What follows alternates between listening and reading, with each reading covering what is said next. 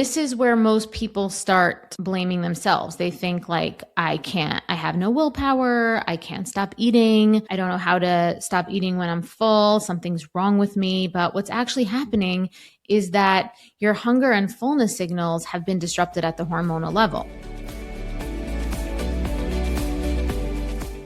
Hello and welcome back to another new episode of Emotional Eating Unwrapped. I'm your host, Alana Kessler, and we're going to talk about 3 ways emotional overeating destroys hormone balance. And by the end of the episode, you're going to understand exactly why emotional overeating creates hormonal chaos in your body and why that chaos makes the pattern of emotional overeating so much harder to break.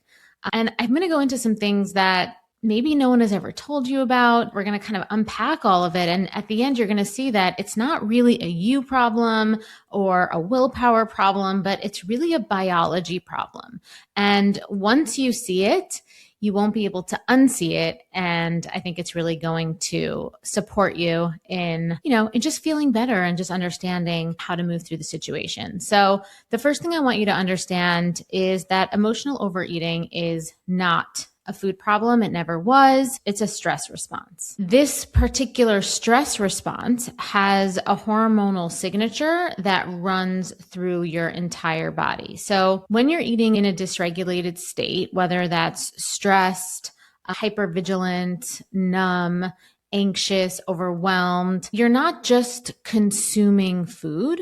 Right? When you're overeating in this state, what you're doing is you're triggering a biochemical cascade that over time rewires how your body actually stores fat, how it reads hunger, and how it actually balances your hormones. And I'm talking about stress hormones, hunger hormones, and reproductive hormones, and they all work together in a cycle, and you're going to see how that works. So let's walk through them. Okay, the 3 specific ways. So way number 1 is cortisol and insulin. What emotional overeating does to your cortisol and insulin is so important.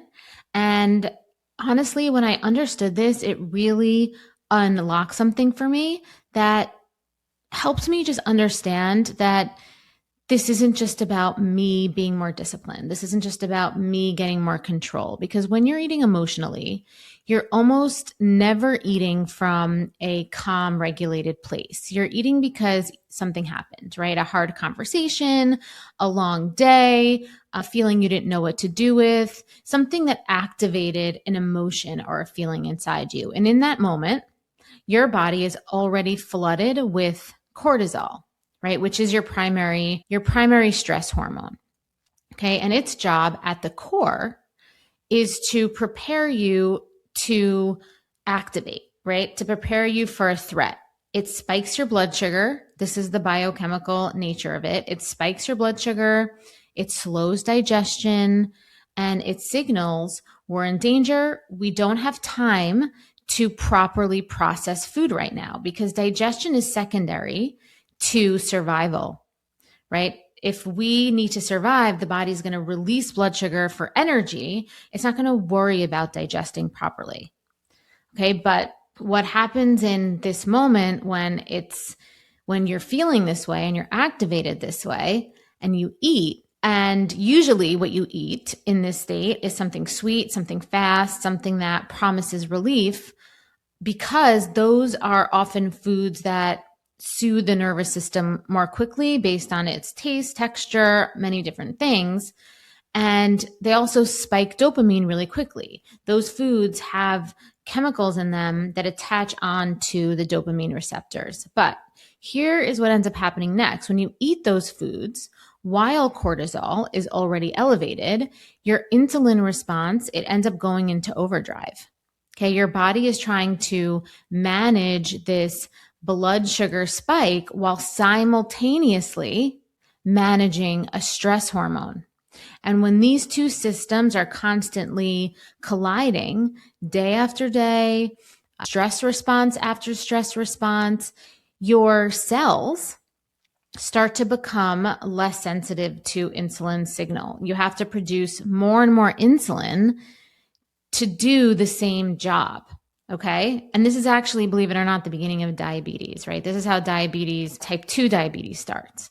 So a chronically elevated insulin is one of the most powerful fat storage signals in the human body, especially around the belly area. And it's not because you ate too much. So people think that it's about the volume or the too many carbs or something, or too much junk food or being bad.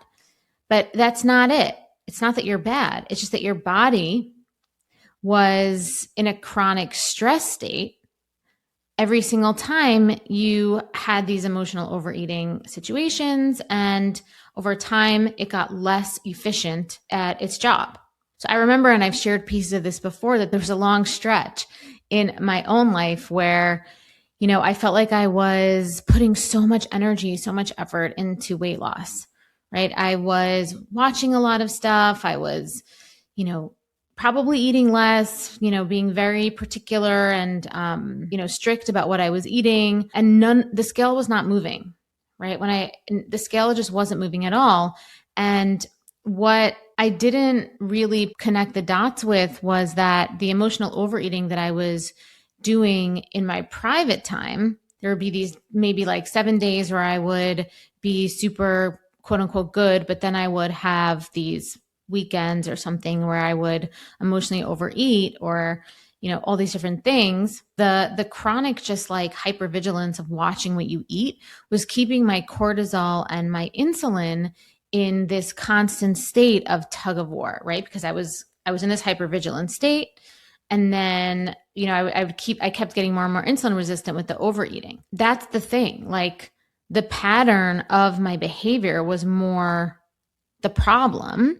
It wasn't that I was the problem. I mean, obviously I had to learn how to change my behavior, but the way my body looked was more of an outcome of the biological pattern that was happening, not so much the food that I was eating, the actual substance of the food that I was eating.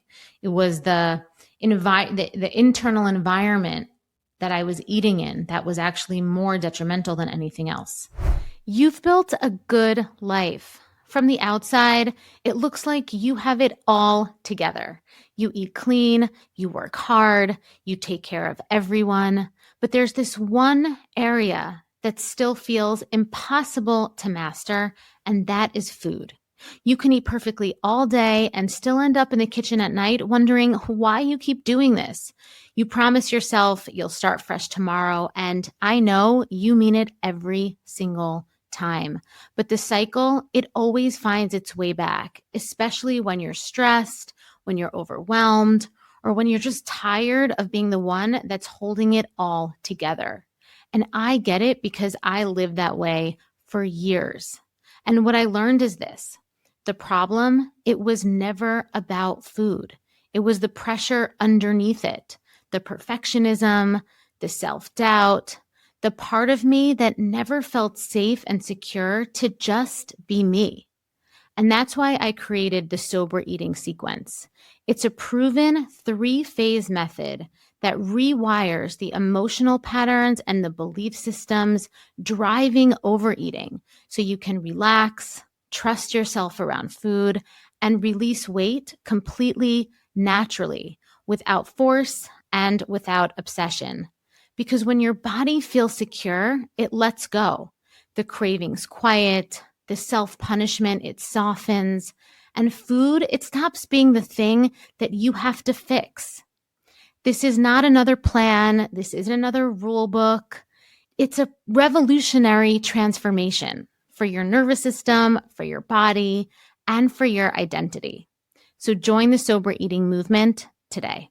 So the second way is leptin and ghrelin. Okay, so the second way that emotional overeating disrupts your hormones, and this can get a little bit confusing because it's one that I think gets people the most frustrated, because these are the hormones that are in charge of your hunger and fullness signals, right? Leptin is your satiety hormone, and it's made in your fat cells. And its job is to tell the brain, we have had enough, we could stop. And ghrelin is your hunger hormone, right? It rises before meals and falls after you eat. That's its homeostasis. That's its regulated state. And when we're in a regulated state, it's a beautiful rhythm, right? You get hungry, you eat, you feel satisfied, you stop. It's so simple. But when you're in a chronic state of emotional overeating, especially when you're eating highly processed, high sugar, high fat foods in a stressed state, your brain starts to become desensitized to the satiety signal. Okay. And this is actually called leptin resistance. Okay. And it means that even when your body has more than enough stored energy, stored calories, stored food, your brain never quite gets the signal that you're full, right? You keep waiting for this satisfaction signal that isn't arriving clearly. And at the same time, the hunger hormone stays elevated longer than it should because of the emotional state. So you're getting these hunger signals that you think are hunger signals, right? More frequently, and even after you've already eaten, right? And this is where most people start blaming themselves. They think like, I have no willpower. I can't stop eating. I don't know how to stop eating when I'm full. Something's wrong with me. But what's actually happening is that your hunger and fullness signals have been disrupted at the hormonal level.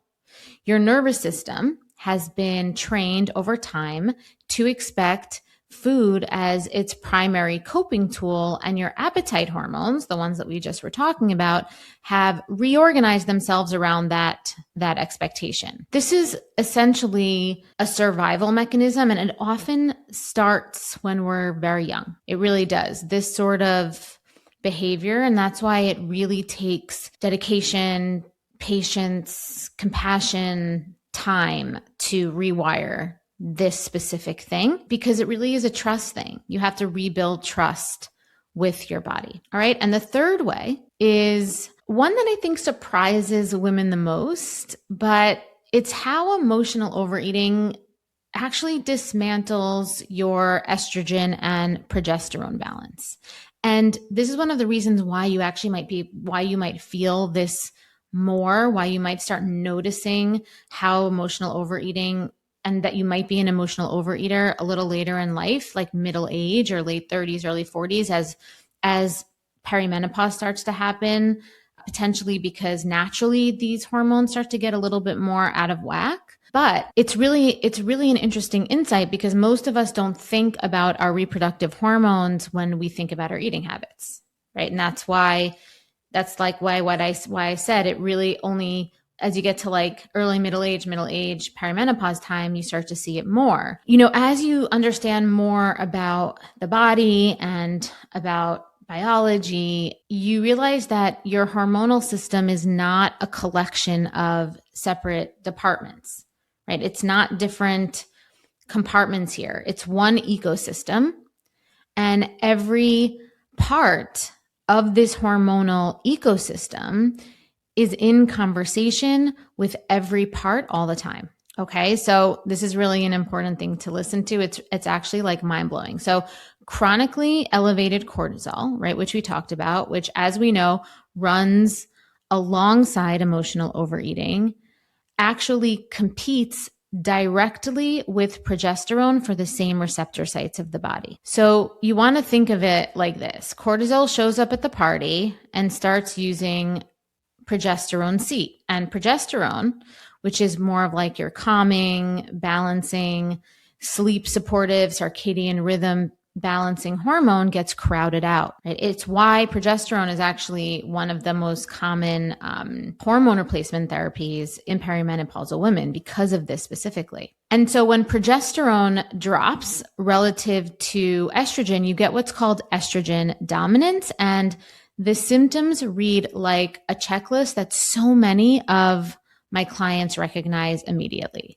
right? Mood swings, bloating, sleep disruption, intense sugar cravings. And again, especially in the second half of your cycle, okay? Like weight that won't budge no matter what you do, particularly, in the hips and the thighs per se as well. And here's the kind of cycle that makes it feel so insidious is that estrogen dominance makes your nervous system more reactive to stress, right? It makes you more emotionally sensitive. It makes you less resilient, right? More likely to reach for food to cope, which ultimately keeps cortisol elevated, which continues to crowd out progesterone, which continues to go into that insulin cycle that we talked about. And the cycle continues to go and actually becomes more and more like laminated, right? Becomes more and more just rigid, right? I spent so many years feeling what I can only describe as quote unquote hormonal without ever understanding why, right? I thought that I was just wired that way and maybe I was too sensitive, too reactive. Believe me, I had plenty of people telling me that was the case as well. But I had no idea that I was living in a cortisol state that was reorganizing, subtly reorganizing. And it's like a chronic thing. So it does take time. So it's not an immediate thing, but basically impacting my entire hormonal landscape, and every time that I would have, these binges and these purges and these, episodes of the emotional overeating and the shame and then the swings back and forth, I was reinforcing this state. One of the biggest things was like, I had to stop blaming myself. I had to stop feeling shame. I had to stop personalizing all of this. And I had to realize that, yes, there was a part that I had to take responsibility for the behavior and change that and, heal that and rewire that. But there was also a biological core happening here. And I was, and that was part of it too, right? And realizing that the distinction, right? That there was nothing wrong with me. I was just in a state of reacting to everything rather than responding. And I had to learn how to respond.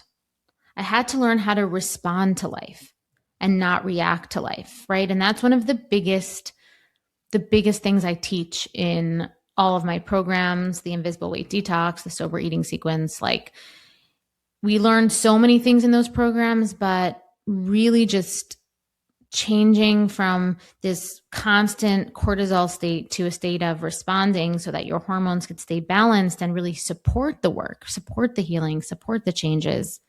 Such a big part of it. The important thing is really recognizing that and trying to move away from the idea that this is a food problem, right? That this hormonal imbalance is a food problem. And what it actually is, a nervous system and hormonal healing journey alongside the rest of the healing journey, right? And when you address the root, when you address the emotional triggers, what causes your stress, how you respond to stress, and you start to create these other anchors in your life, your cortisol comes down. And when your cortisol comes down, insulin stabilizes, right? And when insulin stabilizes, you start to feel satiety. You start to feel satisfaction. You start to rewire your brain to understand what satisfaction is, right? Progesterone stops getting crowded out. Your hunger signals start to regulate. The cravings are less. And the urgency around food fades, right? The hyper focus around food, feeling like you just can't think of anything else, quote unquote, food noise, that fades, right? And you'll notice also that you start to become friends with yourself more. You start to feel like you don't have to be perfect. Doesn't have to be, it's okay to sometimes have like a meal that's overindulgent and, it's fine. Food doesn't feel like this constant battle anymore, right? Or something that you can never quite get right. It starts to become like less dramatic, which is essentially what we want, right? We want to be able to enjoy food, but it doesn't have to be drama. Right? We have to learn how to feel something without it being dramatic. And this is how I knew that I was healing, right? In my journey, this is how I knew that I was healing. And it wasn't because the scale moved first, right? And, many people that have been listening to me for a while know that it did eventually move for me, right? I did eventually lose 40 pounds that I fluctuated so many years. But really it was when I stopped feeling at war with myself and my own body, right? When I just felt calmer around my food choices, when I didn't feel like I was overcome by this intrusive thoughts about food consistently, right? When I could feel negativity or activated without immediately needing to, soothe myself with food. And this is what is possible, right? This is what is possible. This is what so many women that I've worked with have experienced, this freedom, because this is freedom.